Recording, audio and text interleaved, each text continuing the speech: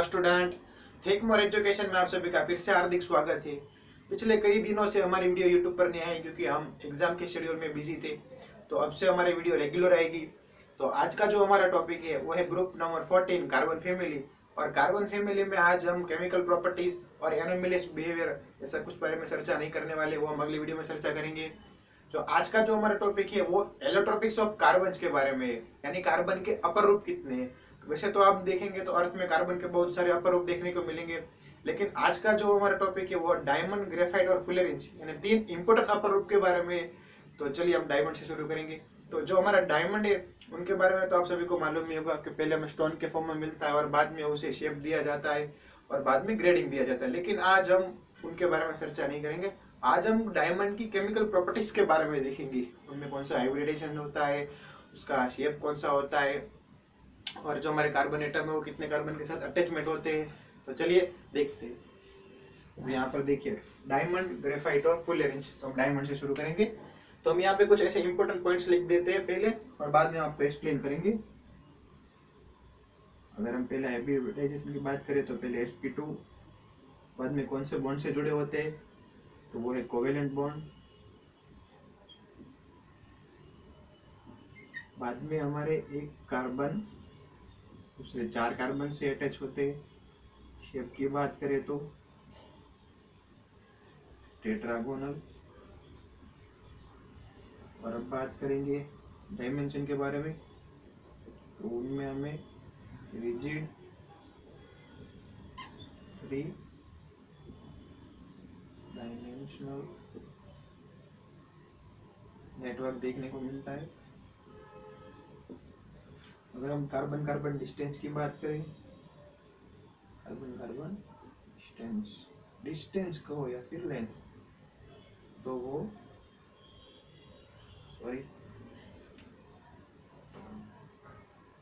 Distance 154 पाइकोमीटर होता है।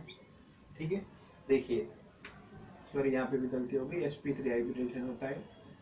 तो हमारे डायमंड में पहले sp3 हाइब्रिडेशन देखने को मिलता है और कोवेलेंट बॉन्ड से जुड़े होते हैं और हमारा एक कार्बन दूसरे चार कार्बन से जुड़ा हुआ होता है। एक कार्बन दूसरे चार कार्बन से जुड़ा होता है, वो भी टेट्रागोनल है और उसका शेप क्या रहेगा, टेट्रागोनल। और बाद में रिजिड थ्री डायमेंशनल नेटवर्क। देखिए यहाँ पे आप देख सकेंगे, यहाँ पे जो चित्र है उनमें आपको दिखाई देगा होगा कि हमारा जो एक कार्बन है दूसरे चार कार्बन के साथ अटैचमेंट होता है और ये पूरा जो नेटवर्क है वो पूरा रिजिड फॉर्म में होता है, यानी पूरा ऐसे मतलब बंदोबस्त होता है कि उसके कारण वो बहुत ही ज्यादा मजबूत होता है। और लास्ट में कार्बन कार्बन डिस्टेंस, जो दो हमारा यहाँ पे देखिए मैं आपको सिंपल तरीके से समझाता हूँ। जो हमारा कार्बन है वो दूसरे तीन और चौथे चार कार्बन के साथ अटैचमेंट होता है, जो हमारा दूसरे चार कार्बन के साथ अटैचमेंट होता है। और जो कार्बन कार्बन लेंथ है वो 154 पाइकोमीटर होता है। तो ऐसे बहुत ही ज्यादा कार्बन कार्बन अटैचमेंट होकर पूरा ऐसे रिजिड स्ट्रक्चर बनाते हैं। इसीलिए हमारा जो डायमंड है वो अर्थ का सबसे हार्डेस्ट सब्सटेंस माना जाता है और इसलिए उसको फर्स्ट नंबर पे आता है डायमंड, जो सबसे हार्डेस्ट सब्सटेंस है। उसको तोड़ने के लिए बहुत ही ज्यादा एनर्जी देनी पड़ती है क्योंकि वो बहुत ही ज्यादा कोवेलेंट बॉन्ड से जुड़े हुए होते हैं। और अगर दूसरे नंबर पे अगर कोई बात करे तो वो हमारा बोरॉन है। जो डायमंड के बाद अगर कोई ऐसा हार्डेस्ट एलिमेंट आता है तो वो बोरॉन है। वो पिछले वीडियो में आपको मैंने बताया हुआ है। ठीक है, तो यह डायमंड का स्ट्रक्चर है और यहाँ पे आप उसकी चित्र भी देख सकते हैं। तो अब शुरू करते हैं ग्रेफाइट के बारे में। देखिए इसको मिटा देते हैं पहले ग्रेफाइट। तो ग्रेफाइट के बारे में भी आपको मालूम ही होगा। देखिए ग्रेफाइट हम रोज की लाइफ में हम पेंसिल तो यूज करते ही है। जो पेंसिल में हमारा जो आगे का जो ब्लैक पॉइंट्स होता है वो हमारा ग्रेफाइट का बना हुआ होता है। वो जो आगे का पॉइंट ब्लैक पॉइंट होता है वो हमारा ग्रेफाइट का बना होता है। तो अगर हम उनके भी जो केमिकल प्रॉपर्टीज के बारे में बात करें तो उनमें हमें sp2 हाइब्रिडाइजेशन देखने को मिलता है। डायमंड में हमें sp3 देखने को मिलता है, जबकि ग्रेफाइट में हमें sp2 हाइब्रिडाइजेशन देखने को मिलता है। और अगर इन्हें भी बात करें तो ये भी हमको कोवेलेंट बॉन्ड से जुड़े हुए होते हैं, ये भी हमें कोवेलेंट बॉन्ड से जुड़े होते हैं डायमंड की तरह। अगर कार्बन कितने कार्बन से अटैचमेंट होता है तो देखिए एक कार्बन जो हमारा होता है दूसरे तीन कार्बन के साथ अटैचमेंट होता है, यानी कि कैसा स्ट्रक्चर होगा, हमारा एक कार्बन है और दूसरे तीन कार्बन के साथ अटैचमेंट होगा, तो ऐसा कुछ स्ट्रक्चर होगा उनका। अगर अब शेप की बात करें तो हेक्सागोनल रिंग देखने को हमें मिलती है। हेक्सागोनल रिंग, हेक्सागोनल रिंग यानी हमारा बेंजीन की तरह दिखने को मिलता है। अगर हमारा ग्रेफाइट की बात करें तो देखिए ऐसा ऐसा बेंजीन का कुछ स्ट्रक्चर होता है, जबकि हेक्सागोनल इसमें डबल बॉन्ड नहीं प्रेजेंट होते ग्रेफाइट में, यानी कि बेंजीन में होते हैं, तो उसका कुछ स्ट्रक्चर ऐसा कुछ दिखाई देता है। और अब ग्रेफाइट की बात करें तो इनमें एक कार्बन कार्बन यानी कि कार्बन कार्बन के बीच का जो डिस्टेंस होता है वो होता है 143 पाइकोमीटर। और ये ग्रेफाइट में हमें दो टाइप्स के लेयर देखने को मिलते हैं, और जो सभी लेयर्स होते हैं वो प्लानर होते हैं, यानी कि first layer, second layer, third layer, वो सभी प्लानर होते हैं। यानी हेक्सागोनल रिंग जो होती है, अगर एक देखिए यहाँ पे हमारा एक लेयर है, उसके नीचे दूसरा लेयर, उसके नीचे तीसरा लेयर, ऐसा पूरा लेयर की तरह फॉर्म होता है। और डायमंड की तरह ऐसे रिजिड स्ट्रक्चर नहीं होता हमारा ग्रेफाइट, इसलिए उनमें हमें ऐसे प्लानर देखने को मिलता है, यानी एक लेयर पर दूसरा लेयर। तो उनमें भी हमें दो टाइप्स के देखने को मिलते हैं, एक कार्बन कार्बन जो सिंगल बॉन्ड से जुड़े होते हैं, उनका जो डिस्टेंस होता है 143 पाइकोमीटर देखने को मिलता है उनमें, और जो कार्बन कार्बन के जो दो लेयर होते हैं उनके बीच का अंतर, यानी कि ये दो लेयर है कार्बन कार्बन जो हमारे दो, और इनके बीच का जो अंतर है वो 340 पाइकोमीटर होता है। दो लेयर के बीच का अंतर 340 पाइकोमीटर, और दो कार्बन के बीच का अंतर 143 पाइकोमीटर होता है। ग्रेफाइट अगर आप उनका स्ट्रक्चर देखें तो यहाँ पे आपको स्ट्रक्चर दिखाई देगा। देखिए यहाँ पे 3 टाइप्स के लेयर भी देखने को मिलते हैं आपको। ये ऐसे पूरा ऐसे बहुत ही बड़ा स्ट्रक्चर होता है, ये तो सिर्फ ऐसा। अब हम बात करेंगे फुल अरेंज के बारे में।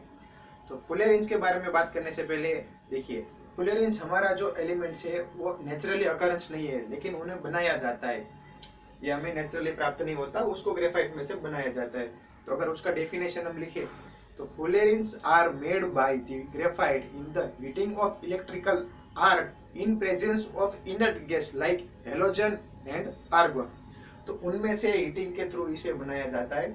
और fullerenes हमारे 10th स्टैंडर्ड का जो फर्स्ट चैप्टर है उनमें, साइंस की बुक में जो 10th स्टैंडर्ड का हमारा जो फर्स्ट चैप्टर है उनमें नैनो टेक्नोलॉजी नाम का ऐसे चैप्टर आता है, उनमें fullerenes के बारे में सब कुछ ज्यादा सविस्तार बताया हुआ है।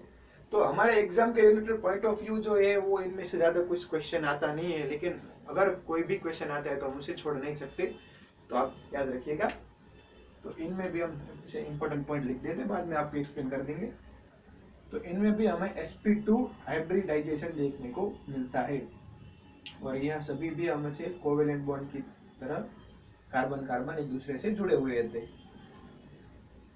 और इनमें जो हमारे इम्पोर्टेंट molecules है, important molecules वो है C60 एंड C70। अगर हम शेप की बात करें तो ऐसे जो हमारा C60 है वो हमारा बहुत ही इम्पोर्टेंट है। तो इसका जो शेप होता है वो सॉकर बॉल की तरह होता है। और ये जो fullerenes है हमारा,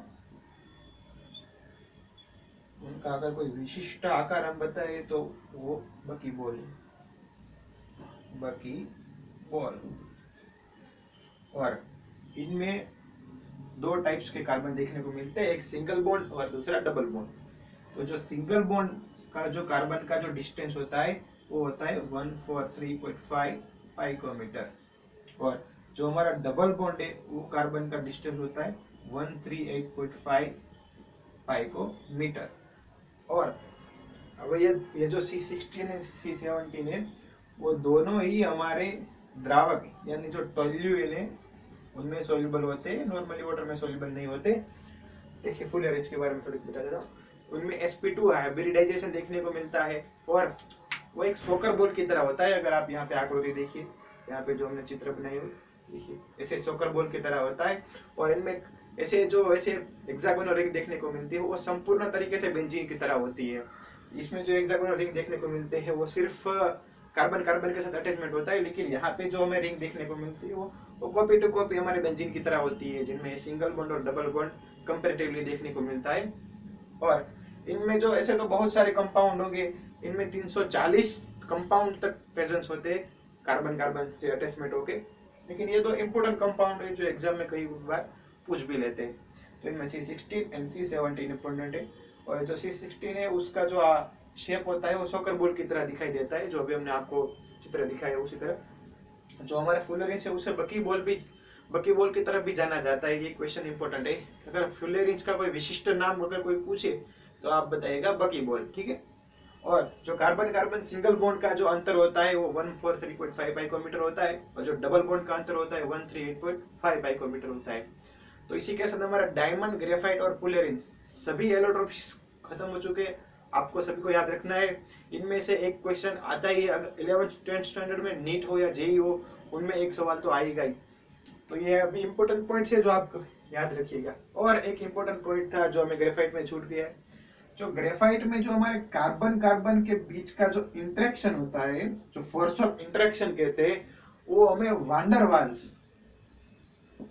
वांडरवाल्स शो होता है। ये इंपॉर्टेंट पॉइंट है, वो आप याद रखिएगा। जो हमारा कार्बन कार्बन के बीच का जो फोर्स ऑफ अट्रैक्शन होता है वो वांडरवाल अट्रैक्शन होता है। वो आप इंपॉर्टेंट पॉइंट है, जो हमारे एग्जाम IIT जाम में भी पूछा गया था। 2019 तक का सवाल था कि उसमें कार्बन कार्बन के बीच ग्रेफाइट में कौन सा फोर्स ऑफ अट्रैक्शन देखने को मिलता है, तो वांडरवाल इंटरेक्शन है। तो ये भी इंपॉर्टेंट पॉइंट है, वो भी आप याद रखिएगा।